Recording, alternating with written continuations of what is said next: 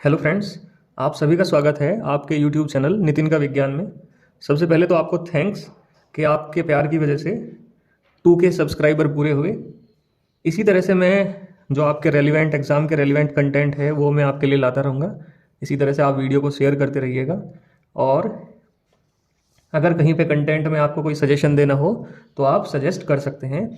आज की वीडियो में मैं आपके लिए लाया हूँ 12th क्लास के फर्स्ट चैप्टर के इंपॉर्टेंट क्वेश्चंस, जिन्हें अगर आप तैयार कर लेंगे तो आपको पूरा चैप्टर पढ़ने की ज़रूरत नहीं है। ठीक है, तो क्वेश्चन हैं, इसमें कुछ MCQs हैं और कुछ हैं डिस्क्रिप्टिव क्वेश्चन हैं। इन क्वेश्चंस को हम देखेंगे एक एक करके। सबसे पहला क्वेश्चन है, what is the SI unit of electric flux. Electric flux की SI यूनिट क्या है? तो अगर आपको इलेक्ट्रिक फ्लक्स का फॉर्मूला ध्यान हो, इलेक्ट्रिक फ्लक्स का फॉर्मूला था हमारे पास, मैं एक एक क्वेश्चन सोल्व करता जाऊंगा। इलेक्ट्रिक फ्लक्स का फॉर्मूला था phi is equal to E.A। ठीक है, तो अगर आप यूनिट निकालना चाहो तो इलेक्ट्रिक फील्ड की क्या यूनिट है? न्यूटन पर कुलाम, और एरिया की यूनिट है मीटर स्क्वायर। तो ये बन जाएगा न्यूटन कुलाम की पावर -1 मीटर स्क्वायर। अब इसमें ऑप्शन देख लो कौन सा है, ऑप्शन है सी, तो इसका ऑप्शन हो जाएगा सी। ठीक है, इसी तरह से क्वेश्चन नंबर सेकंड है। क्वेश्चन नंबर सेकंड में कहा हुआ, when an electric dipole placed in uniform electric field then it experiences. जब एक डाइपोल को हम यूनिफॉर्म इलेक्ट्रिक फील्ड के अंदर रखते हैं तब वो क्या एक्सपीरियंस करता है? तो हमने एक बात तो पढ़ी कि उस पर टॉर्क लगेगा। जब किसी डाइपोल को किस में रखेंगे? इलेक्ट्रिक फील्ड के अंदर, तो उस पर टॉर्क तो लगता है। टॉ का फॉर्मूला क्या था अगर आपको ध्यान हो तो ये था P sin थीटा। इस फॉर्मूले से हम टॉर्क की वैल्यू भी कैलकुलेट कर सकते हैं। खैर, टॉर्क तो लगता है, लेकिन जो नेट फोर्स होगी, नेट फोर्स होगी जीरो। नेट फोर्स होगी जीरो। फोर्स जीरो नहीं होने की, नेट फोर्स जीरो होगी, क्योंकि जितनी पॉजिटिव होगी, मतलब जितनी इस डायरेक्शन में लग रही होगी उतनी ही इस डायरेक्शन में लग रही होगी। और ये यूनिफॉर्म इलेक्ट्रिक फील्ड के लिए है। अगर इलेक्ट्रिक फील्ड यूनिफॉर्म नहीं है तब नेट फोर्स भी जीरो नहीं होने की। ठीक है, इस बात का ध्यान रखेंगे। तो ऑप्शन कौन सा हो गया? Torque but no net force. इसका मतलब ऑप्शन नंबर बी इसका आंसर हो गया। थर्ड क्वेश्चन है, if A and B are 2 points on equipotential surface. अगर 2 पॉइंट हैं इक्विपोटेंशियल सरफेस पे, मान लिया ये कोई इक्विपोटेंशियल सरफेस है, इस पे पॉइंट है A और दूसरा पॉइंट है B। ठीक है, तो हमारे से पूछा हुआ कि इनके जो पोटेंशियल है, इनका A पॉइंट का और B का जो पोटेंशियल है उसमें क्या रिलेशन होगा। देखो, इक्विपोटेंशियल सरफेस का मतलब है कि ऐसी सरफेस जिसके हर एक पॉइंट पे पोटेंशियल सेम हो, इलेक्ट्रिक पोटेंशियल सेम हो, उसे इक्विपोटेंशियल बोलते हैं। नाम में ही इसके दिखाई दे रहा। तो इसका मतलब VA किसके इक्वल होगा? VB के इक्वल होगा। तो ऑप्शन नंबर कौन सा हो जाएगा? ऑप्शन नंबर फर्स्ट हो जाएगा। ठीक है, नेक्स्ट क्वेश्चन है, electric field is zero in case of a charged conducting shell at any point. मतलब क्वेश्चन में ये है कि इलेक्ट्रिक फील्ड जीरो है किसी चार्ज्ड सेल के लिए। मान लिया मेरे पास ये एक सेल है और इस पर पॉजिटिव चार्ज है, तो इसमें कहाँ इलेक्ट्रिक फील्ड जीरो होगा? चार ऑप्शन दिए हुए, इंटीरियर पॉइंट पे, आउटर पॉइंट पे, सरफेस पे, या 10 मीटर के बाद। तो आप समझो पहले तो, सेल के अंदर इलेक्ट्रिक फील्ड कितना था? जीरो था, चाहे उस पर पॉजिटिव चार्ज हो या नेगेटिव चार्ज हो। सरफेस पे इलेक्ट्रिक फील्ड मैक्सिमम होगा और वो होगा सिग्मा अपॉन एप्सिलॉन नॉट। और सरफेस से बाहर या सेल के बाहर जो इलेक्ट्रिक फील्ड है वो इनवर्सली प्रोपोर्शनल हुआ करता है R स्क्वायर के। ठीक है, ध्यान रखेंगे जैसे जैसे R बढ़ेगी तो E की वैल्यू घटती चली जाएगी, लेकिन जीरो कहाँ होगा? सेल के अंदर। तो इसका आंसर हो जाएगा option number first. Next question है कि किसी मेटल का डाइलेक्ट्रिक कांस्टेंट क्या होगा? Dielectric constant of a metal is. Metal का डाइलेक्ट्रिक कांस्टेंट हुआ करता है इन्फिनिटी। आप इसे डायरेक्ट याद रख सकते हैं। नेक्स्ट है, an electron is accelerated by 9.1 × 10⁻⁶ Newton पर कुलाम। ये न्यूटन पर कुलाम किसकी यूनिट है? न्यूटन पर कुलाम यूनिट है इलेक्ट्रिक फील्ड की। तो आपको इलेक्ट्रिक फील्ड की वैल्यू दी हुई 9.1 × 10⁻⁶ न्यूटन पर कुलाम। Field, what is the acceleration in it. Acceleration आपसे पूछा हुआ। एक्सेलरेशन कैसे निकालेंगे हम? तो हमें निकालना एक्सेलरेशन, तो E इज इक्वल टू, हमारे पास फॉर्मूला हुआ करता है F/Q, और F को हम लिख सकते हैं mass into acceleration upon Q। हमें A निकालना, तो ये Q इधर मल्टीप्लाई में चला जाएगा, M मल्टीप्लाई से डिवाइड में आ जाएगा, तो EQ अपॉन M। E की वैल्यू हमें दी हुई 9.1 × 10⁻⁶, और Q कितना है हमारे पास? इलेक्ट्रॉन का चार्ज हुआ करता है 1.6 × 10⁻⁻19 कुलाम, और मास कितना होगा? 9.1 × 10⁻⁻31।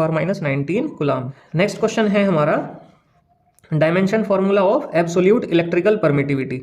हमें एब्सोल्यूट इलेक्ट्रिकल परमिटिविटी का डायमेंशन फॉर्मूला निकालना है, मतलब हमें एप्साइलन का फॉर्मूला निकालना है या एप्साइलन नॉट का फॉर्मूला निकालना है। कैसे निकालेंगे हम इसे?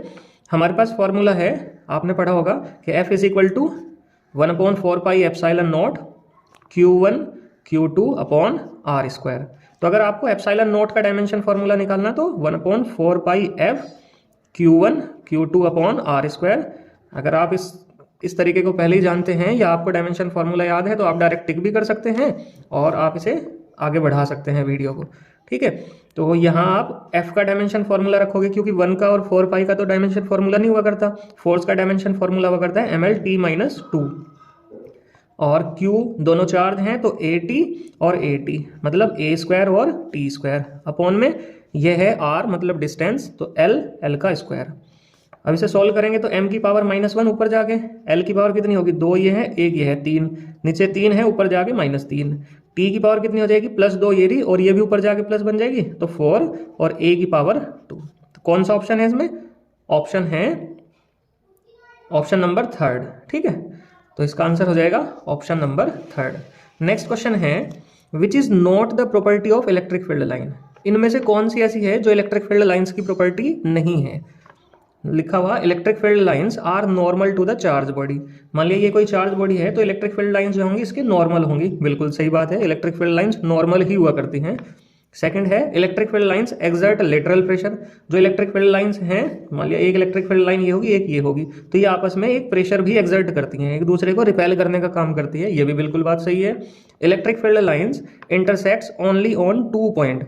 इलेक्ट्रिक फील्ड लाइंस 2 पॉइंट पे काटती है, ये बिल्कुल गलत है, क्योंकि इलेक्ट्रिक फील्ड लाइंस कभी काटती ही नहीं। तो इसमें कौन सा ऑप्शन हो जाएगा? ऑप्शन नंबर सी।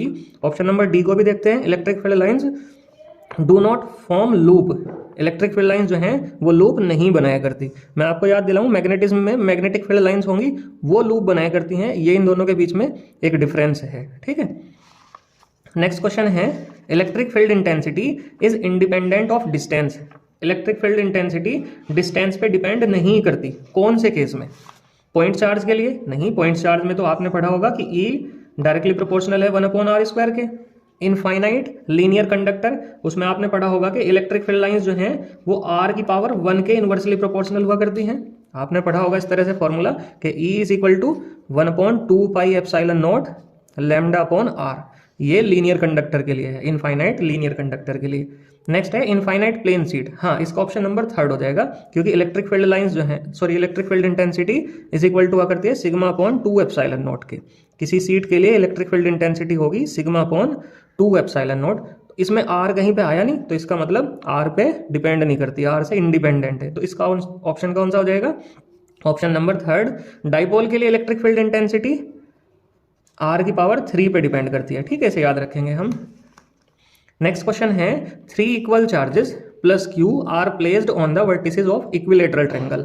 आपको एक इक्विलेटरल ट्रायंगल दिया हुआ, ये इक्विलेटरल ट्रायंगल है और इस ट्रायंगल के हर एक कोने पे प्लस q चार्ज रखा हुआ, हर एक कोने पे क्या रखा हुआ?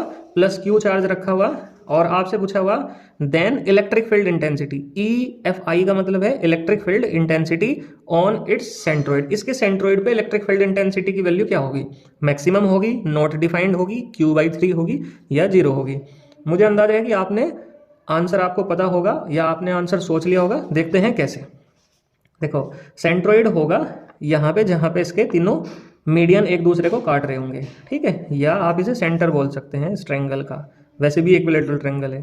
तो देखो इलेक्ट्रिक फील्ड इंटेंसिटी जहाँ पे भी निकालनी हो वहाँ पे ही आप क्या करते हैं, वहाँ पे एक कूलाम्ब का पॉजिटिव चार्ज आप मानते हैं, इसकी फोर्स इस डायरेक्शन में लग रही होगी क्योंकि ये पॉजिटिव है, ये भी आपने पॉजिटिव माना, तो ये तो इसे इधर की डायरेक्शन में रिपेल कर रहा होगा, ये इसे इधर की डायरेक्शन में रिपेल कर रहा होगा, ये इसे इधर की डायरेक्शन में रिपेल कर रहा होगा।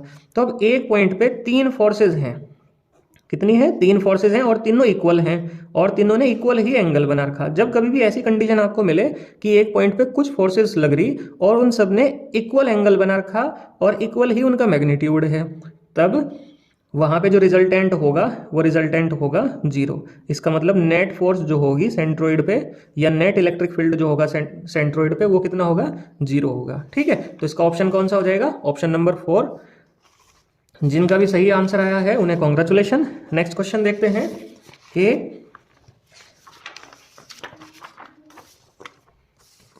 नेक्स्ट क्वेश्चन है in which electric field decreases sharply with distance. कौन से केस में इलेक्ट्रिक फील्ड इंटेंसिटी बहुत तेजी से घटेगी। देखो पॉइंट चार्ज के लिए ई आर स्क्वायर के इन्वर्सली प्रोपोर्शनल है, डाइपोल के लिए ई आर की पावर 3 के इन्वर्सली प्रोपोर्शनल है, लीनियर चार्ज बॉडी के लिए ई आर की पावर 1 के इन्वर्सली प्रोपोर्शनल है, और प्लेन सीट के लिए ई डिपेंड ही नहीं करता आर पे।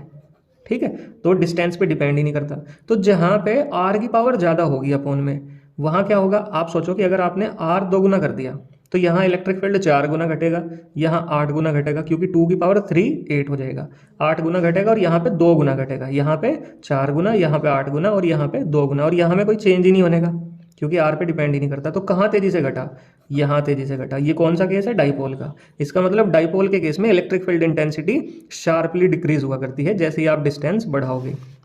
नेक्स्ट क्वेश्चन है electric flux of a closed surface. किसी क्लोज्ड सरफेस का इलेक्ट्रिक फ्लक्स मतलब उससे जितनी इलेक्ट्रिक फील्ड लाइंस पास हो रही होंगी डिपेंड्स ऑन, ये किस पे डिपेंड करता है, पहला radius of Gaussian surface. Closed surface के लिए मैं आपको बताऊंगा, क्लोज सरफेस के लिए आप गॉस थ्योरम अप्लाई करते हैं, और गॉस थ्योरम ने कहा था कि फ्लक्स जो है वो है Q अपॉन एप्सिलॉन नॉट। अब आप इस फॉर्मूले में देख के मुझे ये बताओ कि R कहाँ आया हुआ है, कहीं पे R, इसका मतलब वो रेडियस पे डिपेंड करती ही नहीं गॉसियन सरफेस की। आप रेडियस को डबल कर दो, आधा कर दो, कितना भी कर दो, वो रेडियस पे डिपेंड नहीं करेगी। ठीक है, नेक्स्ट है surface area of Gaussian surface. ना इसमें कहीं सरफेस एरिया आया, तो सरफेस एरिया पे भी डिपेंड नहीं करती। क्लोज्ड सरफेस के लिए रेडियस, सरफेस एरिया, इन सब पे डिपेंड नहीं करती। नेक्स्ट है चार्ज इनसाइड गॉसियन सरफेस। हाँ, चार्ज पे डिपेंड करती है। जो इलेक्ट्रिक फ्लक्स है क्लोज्ड सरफेस का वो किस पे डिपेंडेंट है, वो चार्ज पे डिपेंडेंट है। तो ऑप्शन कौन सा हो जाएगा, ऑप्शन नंबर सी हो जाएगा इसका, डी भी नहीं होगा। ऑल ऑफ अबाउ तो मतलब ही नहीं बैठता क्योंकि शुरू के 2 तो पहले ही गलत है, तो फोर्थ का तो मतलब ही नहीं बैठता। नेक्स्ट है आपका electric dipole moment is a vector quantity, tensor quantity, scalar quantity और नन। ये जो इलेक्ट्रिक डाइपोल मोमेंट है P इज इक्वल टू, आपने पढ़ा होगा Q इंटू डी। ये कैसी क्वांटिटी है, ये एक वेक्टर क्वांटिटी है। डाइपोल मोमेंट की डायरेक्शन भी हुआ करती है नेगेटिव टू पॉजिटिव। ठीक है, डाइपोल मोमेंट की डायरेक्शन कौन सी है, नेगेटिव से पॉजिटिव। अब इसमें एक वर्ड आया टेंसर क्वांटिटी। टेंसर क्वांटिटी कौन हुआ करती हैं, वे क्वांटिटी जिनके पास डायरेक्शन तो हो लेकिन वो वेक्टर्स के लॉ को फॉलो ना करें। जैसे इलेक्ट्रिक करंट है, इलेक्ट्रिक करंट में डायरेक्शन हुआ करती है कि वो पॉजिटिव टर्मिनल से नेगेटिव टर्मिनल चलता है, लेकिन वो वेक्टर्स के लॉ को फॉलो नहीं करता। जैसे डॉट प्रोडक्ट हुई, क्रॉस प्रोडक्ट हुई, या parallelogram law of vector addition, इस तरह के जितने भी लॉ हैं उन्हें फॉलो नहीं करता, उसे बोलते हैं हम टेंसर क्वांटिटी। और स्केलर तो मतलब ही नहीं बैठता। नेक्स्ट क्वेश्चन है इफ 2 पॉइंट चार्जेस, आपके पास 2 पॉइंट चार्जेस का सिस्टम है, is placed inside a medium with dielectric constant के विदाउट चेंजिंग सेपरेशन। उनके बीच में आप जो सेपरेशन था, मान लिया 2 चार्जेस हैं Q1 और Q2, फिलहाल ये वैक्यूम के अंदर रखे हुए, वैक्यूम के अंदर इनके बीच में जो फोर्स लगी वो F है। अब इस पूरे सिस्टम को आपने रख दिया एक मीडियम के अंदर जिसका डाइलेक्ट्रिक कांस्टेंट कितना है, K है। तो क्या इसमें फोर्स में चेंज होगा, दूसरा effect on the force, force पे क्या फर्क पड़ेगा। फोर्स इंक्रीज हो जाएगी K टाइम्स, डिक्रीज हो जाएगी K टाइम्स, या कोई चेंज नहीं होने का, या इंक्रीज हो जाएगी K² टाइम्स। देखते हैं क्या होगा। आपको पता होना चाहिए कि मीडियम के अंदर जो फोर्स हुआ करती है वो फोर्स हुआ करती है वैक्यूम के अंदर force upon K। Fm is equal to F0 upon K। F0 का मतलब हुआ कि कोई मीडियम नहीं है, मतलब वैक्यूम, वैक्यूम के अंदर जो फोर्स है अपॉन में डाइलेक्ट्रिक कांस्टेंट, ये मीडियम के अंदर फोर्स निकालने का तरीका है। ठीक है, तो यहाँ पे मुझे सीधा सीधा दिखाई दे रहा है कि जो फोर्स है वो डिक्रीज हो रही, कितनी, k टाइम्स डिक्रीज हो रही। तो ऑप्शन नंबर कौन सा हो जाएगा, ऑप्शन नंबर हो जाएगा सेकंड इसका आंसर। ठीक है, नेक्स्ट क्वेश्चन है if Q1 Q2 greater than 0, मतलब दो चार्जेस हैं, यही मैंने दो चार्ज मान ली Q1 और Q2, इनका जो प्रोडक्ट आया Q1 और Q2 ग्रेटर है 0 से, देन इन दोनों चार्जेस के बीच में फोर्स कैसी होगी। खैर अभी समझते हैं कि अगर ये 0 से ग्रेटर है तो इस बात का क्या मतलब है। देखो इस बात का ये मतलब होगा कि या तो ये दोनों पॉजिटिव चार्ज हैं, कैसे हैं, पॉजिटिव, क्योंकि पॉजिटिव की पॉजिटिव में मल्टीप्लाई करेंगे तभी 0 से ज़्यादा आएगा, या ये दोनों नेगेटिव हैं, क्योंकि नेगेटिव नेगेटिव की मल्टीप्लाई करेंगे तो भी पॉजिटिव आएगा और वो भी 0 से ज़्यादा होगा। इसका मतलब ये है कि अगर इन दोनों का प्रोडक्ट 0 से ज़्यादा है तो ये दोनों सेम चार्ज हैं, और सेम चार्ज में क्या होगा, वहाँ रिपल्शन होगा। तो इसका आंसर कौन सा हो जाएगा, ऑप्शन नंबर सेकंड। ठीक है, इस तरह से आप ये ऑब्जेक्टिव क्वेश्चन जो मैंने बनाए उन्हें आप कर सकते हैं। नेक्स्ट है, मैंने कुछ आपके लिए डिस्क्रिप्टिव क्वेश्चन भी तैयार किए हैं। अब डिस्क्रिप्टिव क्वेश्चन कौन से हैं, क्वेश्चन नंबर फर्स्ट है डिराइव एन एक्सप्रेशन, आपको एक एक्सप्रेशन डिराइव करना है टू शो दैट, ये दिखाने के लिए that electric field intensity is independent from the distance, कि इलेक्ट्रिक फील्ड इंटेंसिटी जो है वो डिस्टेंस से इंडिपेंडेंट है for infinite large sheet. Infinite large sheet के लिए हमने अभी पढ़ा कि electric field intensity sigma upon 2 epsilon not के इक्वल है। तो ये दिखाने के लिए आपको डेरिवेशन करना एक, वो आपको करना है, ये 2 नंबर में क्वेश्चन आपको एग्जाम में मिल जाएगा। अब ये करते कैसे हैं, अगर आपको ये देखना तो आप एक वीडियो मैंने डाली हुई इनफाइनाइट लार्ज शीट के लिए, वो जाके देख सकते हैं। ठीक है, मान लीजिए आपके पास शीट है तो आप एक गॉसियन सरफेस ड्रॉ करोगे, ये आपको पूरी डिटेल वहाँ मिल जाएंगी। ठीक है, आप वहाँ जाके देख लेना। मान लिया इस इतने पार्ट पे चार्ज है DQ और इसका एरिया कितना है, इसका एरिया है DS या DA, जो भी आप मानना चाहें। इस पर आप 3 पॉइंट मानोगे, 3 एरिया एलिमेंट। यहाँ एरिया वेक्टर इस डायरेक्शन में, इलेक्ट्रिक फील्ड इस डायरेक्शन में, एरिया वेक्टर इस डायरेक्शन में, इलेक्ट्रिक फील्ड इस डायरेक्शन में। यहाँ पे एरिया वेक्टर इस डायरेक्शन में होगा और इलेक्ट्रिक फील्ड इस डायरेक्शन में होगा। अगर आप इन तीनों पार्ट का फ्लक्स कैलकुलेट करोगे, ये गॉस थ्योरम लगा के होगा, खैर आप देख लेना एक बार वहाँ जाके, उसकी वीडियो बनाई हुई मैंने। Next question is two charges 4Q and 9Q are separated by 10 centimetre in vacuum, मतलब दो चार्जेस हैं आपके पास, एक चार्ज है 4Q और दूसरा चार्ज है 9Q। ठीक है, और इन दोनों के बीच में कितनी डिस्टेंस दी हुई, 10 सेंटीमीटर की डिस्टेंस दी हुई है। और where should the third charge Q be placed between them, इन दोनों के बीच में मुझे एक और चार्ज रखना Q, so that force on third charge becomes 0, ताकि उस चार्ज पे फोर्स कितनी हो जाए, 0। ये कुलाम्स लॉ का क्वेश्चन है। मान लिया यहाँ से यहाँ तक की डिस्टेंस कितनी है, x है, तो यहाँ कितनी रह जाएगी, 10 माइनस x। ठीक है, तो अब जितनी फोर्स ये इस पे लगा रहा होगा, मान लिया ये इधर की तरफ फोर्स लगा रहा, तो उतनी फोर्स इसे भी लगानी पड़ेगी इधर की तरफ, तभी तो इस पे 0 बनेगी फोर्स इस वाले चार्ज पे। तो हम इसे कैसे करेंगे, हम इन दोनों के बीच की फोर्स को इन दोनों के बीच की फोर्स के इक्वल रख देंगे। तो फोर्स का फॉर्मूला होगा K Q1 और Q2 अपॉन डिस्टेंस का square is equal to K, Q1 मैंने 9Q मान लिया इधर, और इधर Q2 होगा Q अपॉन 10 माइनस x का होल स्क्वायर। ठीक है, K से K कट जाएगा, इस Q से ये Q कट देंगे और सिंपल बचेगा 4 upon x square is equal to 9 upon 10 minus x का होल स्क्वायर। अब आप सिंपल क्या करेंगे, आप दोनों साइड स्क्वायर रूट ले लेंगे, स्क्वायर रूट, और स्क्वायर रूट लेने पे ये आएगा 2 upon x is equal to ये बनेगा 3 अपॉन 10 माइनस एक्स। आप इसे सोल्व कर लेंगे, एक्स की वैल्यू निकाल लेंगे, आपको पता लग जाएगा कि थर्ड चार्ज कहाँ रखना। ठीक है, आप इसे खुद करके देखेंगे क्योंकि आपके एग्जाम आने वाले, तो ये आपके हाथ से होना जरूरी है। Derive expression for the torque acting on the electric dipole with dipole moment P and uniform electric field E। आपको सिंपल मैं आपको बताऊं ये क्या पूछ रहा, आपको कह रहा कि भाई टॉर्क का रिलेशन निकालो, टॉर्क कितना लगता है जब एक डाइपोल को इलेक्ट्रिक फील्ड के अंदर रखते हैं। तो वो आपसे पूछना चाह रहा कि प्रूव करके दिखाओ tau is equal to PE sine theta. इसके लिए मैंने वीडियो बनाई हुई है, आप उस वीडियो को जाके जरूर देख लें। हाँ, इसका जो सेकंड पार्ट है वो काफ़ी इंपॉर्टेंट है। Also draw a graph between torque and angle of orientation. आपको टॉर्क और एंगल के बीच में ग्राफ प्लॉट करना। देखो यहाँ पे आप सिंपल समझो कि टाउ जो है वो डायरेक्टली प्रोपोर्शनल है साइन थीटा के, मतलब जैसा साइन थीटा का ग्राफ होगा उसी तरह टाउ का भी ग्राफ होगा। अब आपको साइन थीटा का ग्राफ आना चाहिए, कैसे बनता है साइन थीटा का ग्राफ, साइन थीटा का ग्राफ बनता है इस तरह से। ठीक है, इधर आपने थीटा और इधर आपने टाउ लिख दिया।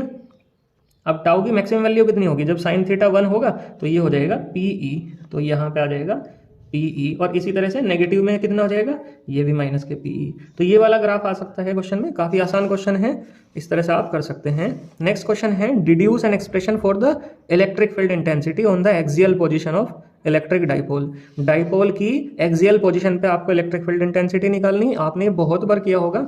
आई recommend that you should do it once again, ठीक है, आपको एक बार फिर इसे करके देखना चाहिए। इसका जो इलेक्ट्रिक फील्ड इंटेंसिटी आएगी वो आएगी 1/4πε0 और 2p/x³, अगर x डाइपोल के सेंटर से डिस्टेंस है। हाँ, इसमें एक चीज़ एज्यूम करनी कि डाइपोल जो है बहुत छोटा है, ठीक है, ताकि आप उसकी लेंथ को एज्यूम ना करो या नेग्लेक्ट कर सको।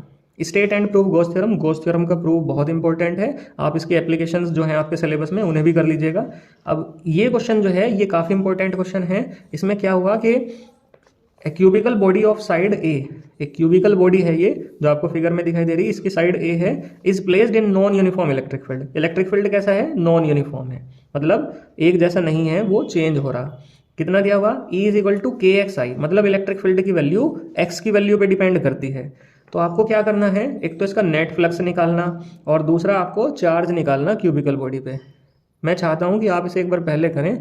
जिन बच्चों से ये क्वेश्चन नहीं होगा वो मुझे कमेंट करके बताएंगे, मैं इसका सॉल्यूशन डाल दूंगा, ठीक है। ये क्वेश्चन पेपर आपको PDF में मिल जाएगा, डिस्क्रिप्शन में ही इसका लिंक मिलेगा, तो आप वहां से जाके कर सकते हैं। इसी तरह से मैं हर एक चैप्टर की जो इंपॉर्टेंट क्वेश्चंस हैं, जिन्हें करने के बाद में आपको और क्वेश्चंस करने की जरूरत नहीं बचेगी, क्योंकि वैसे भी एग्जाम लगभग सिर पे ही हैं। आप मुझे बता सकते हैं जिस चैप्टर के भी चाहते हैं, जल्दी मैं उस पर वीडियो बना के डाल दूंगा। Thank you for watching, bye bye.